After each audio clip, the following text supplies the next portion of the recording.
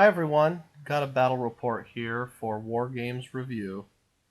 Today we're going to review Kings of War, specifically the Medieval Mayhem or historical and ancient combat supplement version of Kings of War. Now, for those of you who don't know, Kings of War is a war game that's put out for free by Mantic. I call it kind of a Warhammer Light. It's a simplified war game that's supposed to be fast and easy to play. In addition to that, there's a website I follow called An Hour of Wolves and Shattered Shields that has made supplements to it so you can play a historical version of that. And that's what I've done here. So this game is a 1,000 point game for the Medieval Mayhem supplement and with Kings of War. And on the right side is the Scandinavian Crusaders, I'll call them. And then on the left-hand side is a Baltic tribe of some kind. It might be Lithuanians or Estonians or Prussians, but for this sake, I'll just call them the tribe. Now, I didn't use the exact lists in Medieval Mayhem, but I did use the army build. Essentially, I just went with whatever felt right to me from a pseudo-historical point of view. Obviously, this isn't going to be, super historical. It's a game. So looking at the side of the tribe, on the left there's a unit of light cavalry, skirmishing bowmen. Behind them, the guy that looks like an elf lord is a noble. Then there's another group of light cavalry with bows. Moving on from there, there's a troop of 5 medium cavalry. That's the all black horses. Behind them, there's kind of a motley crew led by some chaos knights. That's another group of medium cavalry, this time a regiment. To the right of them, the Chaos Warriors are playing the part of a regiment of spearmen. Now, they're only 4 wide, but in Kings of War, as far as I can tell, at least the historical, everybody's based on 20mm bases. So I figured 5 20mm bases is the same as 4 25mm bases. And the depth is roughly the same.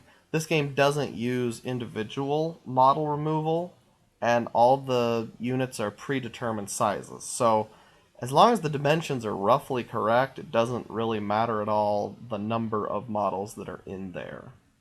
And I shouldn't say not at all, but not a lot. Then to the right, looks like some elves, but those are really another unit of light cavalry. And then the far right, that mostly brown with a little bit of tan unit, is also light cavalry. All the light cavalry that I didn't mention have any weapons have javelins. Taking a look at the Scandinavians, the Crusaders in their brave northern crusades, left to right, there's a group of 5 knights. I'll just call them the mercenary cavalry. And then there's a troop of pikemen. Up on the hill is an army standard bearer. That block of crossbowmen with the Bretonian-style chains and wooden pikes in front, I don't know what you call them, the sticky-outy things. Those are crossbowmen with pavies or pavies.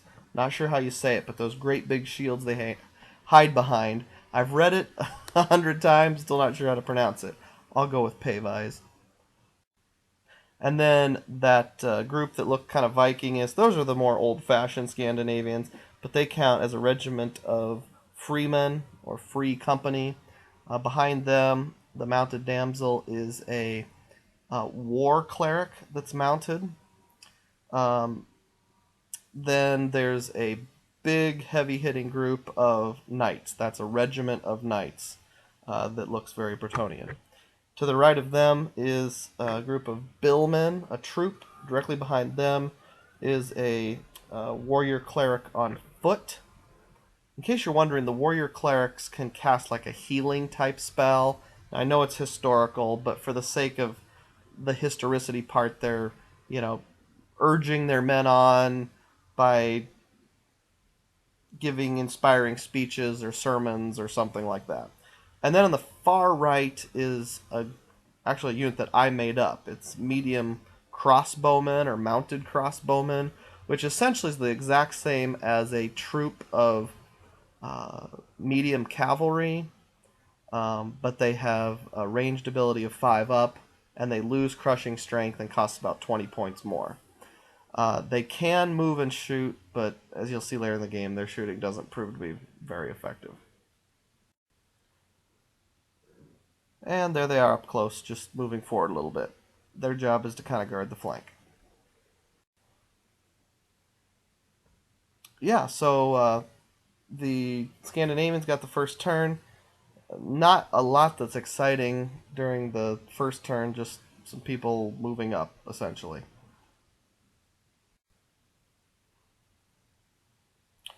Another look at the board. And then the tribes pushing up pretty heavily on the left flank here with their light cavalry. In the middle, the Free Company, I don't remember what happened. They probably got shot at. It took 2 units of damage.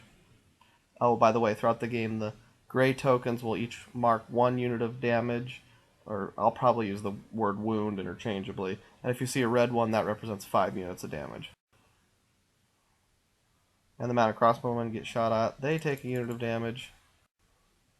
Alright, another overview of the board. So that's kind of how it's setting up.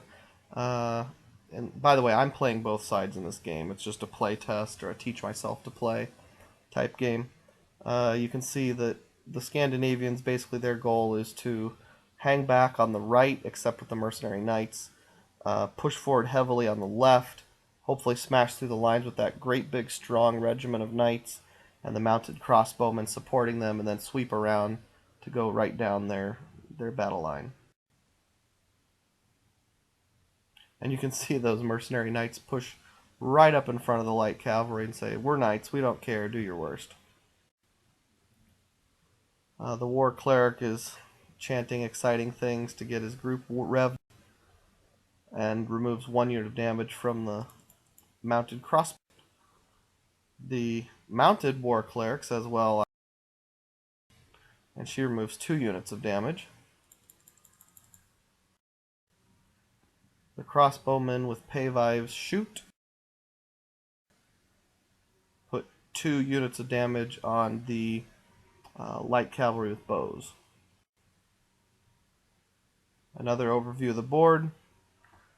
This is the beginning of the tribe's turn. Got some charges. I'll show those up close here. So you can see you got 3 units there that can all shoot.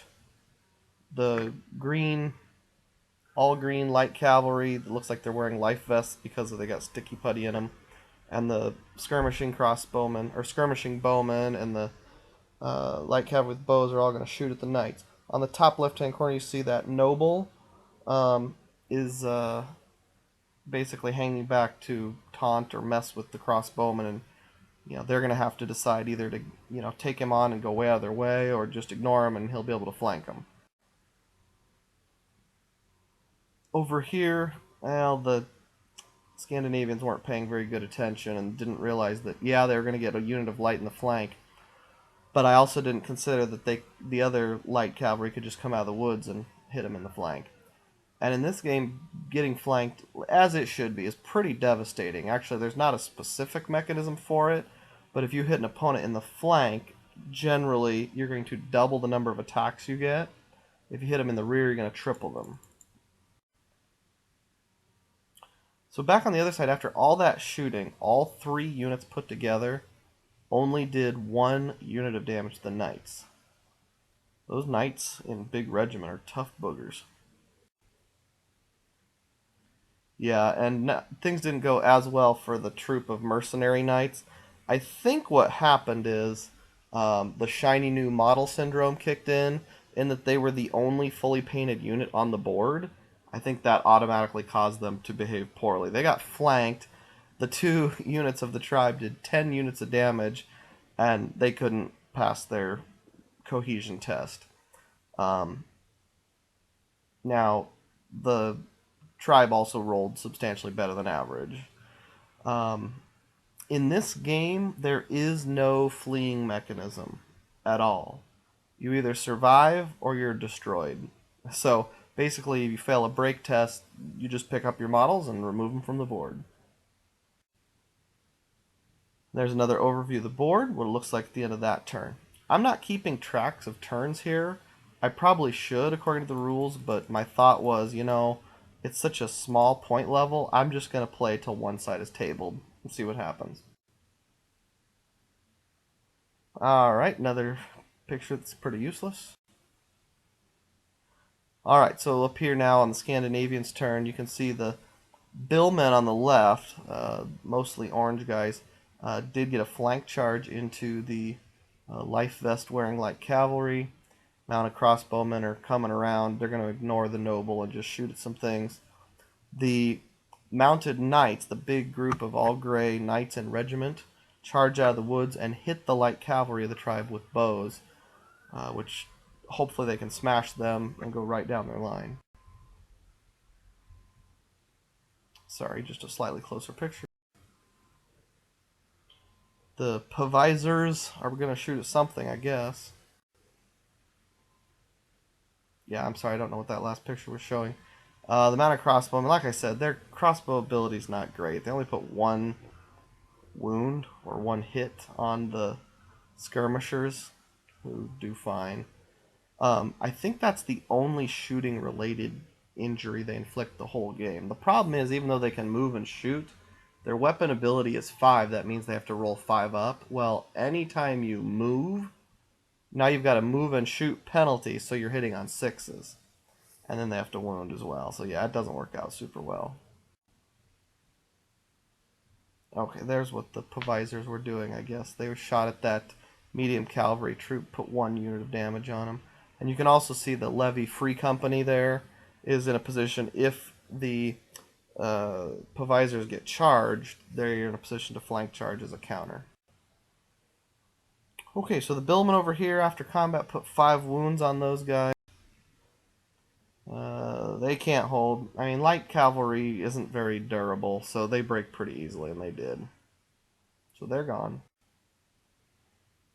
Knights come into the medium cavalry troop, put on just a bucket load of damage. I mean, there's 5, 6, 7, 8, 8 units of damage, and then they roll a 10, so they're toast as well, I'm sure. And then they reposition to face the flank of the medium cavalry regiment. Alright, there's an overview at the end of that turn. I would assume that's the end of the Scandinavian Crusaders' turn. This is the beginning of the tribe's turn. We'll do some zooming in here. Hopefully more zooming in than that. Alright, so yeah, you can see a couple things in this picture. The skirmishing crossbowmen are dancing around, get into the woods. Because they're skirmishing, they're very mobile and able to turn. So they're in a position where they can shoot both of the mounted clerics now. And the medium cavalry troop does a frontal charge on the Levy Free Company. So they're not spearmen.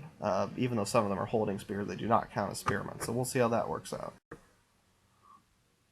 Over on the far side of the board, this was really awkward. The medium cavalry of the tribe was able to make a very long charge. Now, there's no rolling or anything like that. It's basically just measure, if you're within double your normal move, you can do the charge. So, me as the Crusaders wasn't thinking about that possibility when I deployed the billmen over here, or pikemen rather, to guard the flank. Yes, they have pikes, which help a little bit. It reduces their hitting ability by 2, I believe, when they charge in. But I just have this gut feeling it's not going to be enough.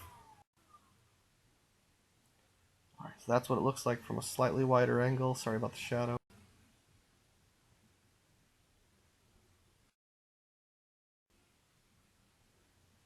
Alright, and then up here in the top corner of the board, the noble came in, smacked the mounted crossbow, and put 2 units of damage on them, but they hold. When you charge and are not successful in this game, you just kind of bounce off 1 inch and stand there. That's really all that happens.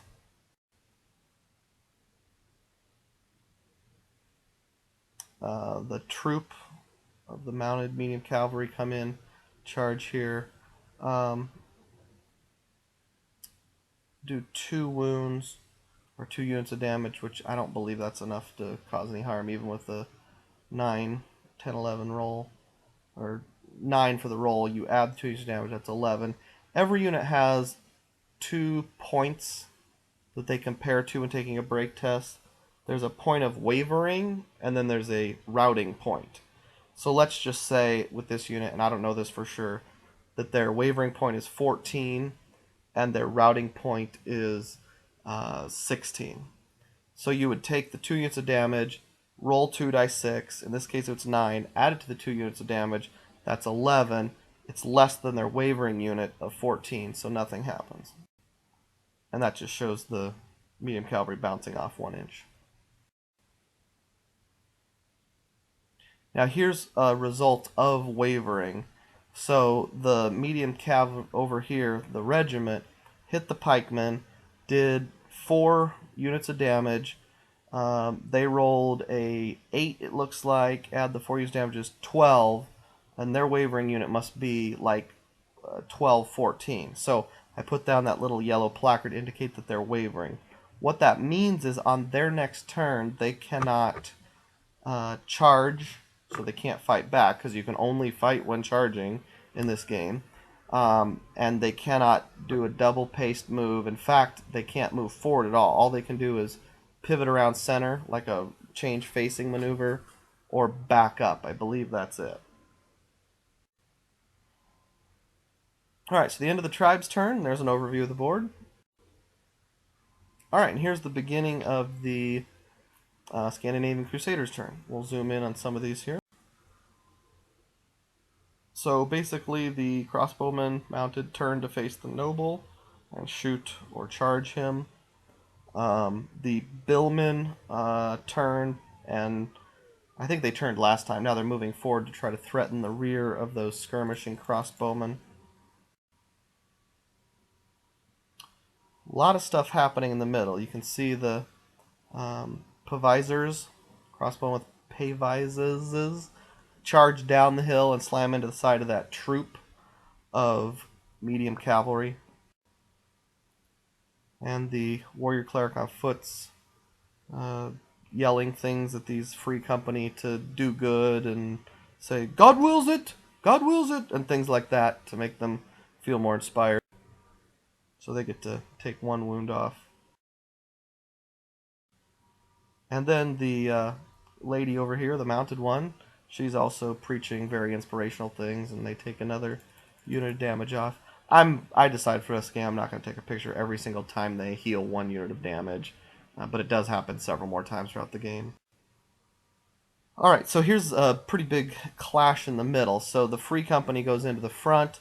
The crossbow with Pavises charge down the hill, put 10 units of damage on them, and they actually rolled pretty well. I don't know why I showed their rolls. I haven't been showing that. But, yeah, 10 units of damage plus a roll of 7. 17 has got to be beyond their break point, I think. Yeah, it is. I knock a few models down when I show that someone's broken. Since, again, there's really no flee move, I guess I will give you some sort of visual on what it looks like when a unit's defeated. And then back over to the overview. So yeah, you can see in the top right-hand corner the tribe has snuck some 2 units of light cavalry kind of in behind the line, so it's yet to be determined exactly what they can do. You'll also notice in the top middle, towards the top left, there's a forest there with some trees. Those spearmen didn't move much in the first turn, and the tribe is now regretting that because they've been slowly entering and working their way through the woods. But they're now in a position where they're looking at the flank of the big regiment of knights. And if you charge out of a unit of terrain, a clump of terrain, it doesn't slow you down, but it does give you a penalty in the subsequent fight. So we'll see how that works out. Another overview. Oh, hey, that thing I was just describing. Alright, so now the beginning of the tribe's turn, and you can see what I described there, that the spearmen charge out of the woods. We'll probably have some close-ups on that in a little bit here. So over on this side, you'll see the noble just said, I'm not going to fight the mounted crossbowman, and went from the left edge of this screen to just past the right of center, and he's staring right at that war cleric on foot to threaten him. And then over here, the skirmishing bowmen, because they're nimble, which is an ability that lets them basically pivot around center twice in the move, even at the double, which is like the equivalent of marching. They were able to pivot, move, pivot, and they're just barely out of the forward 45-degree arc of those billmen, so the billmen cannot charge them.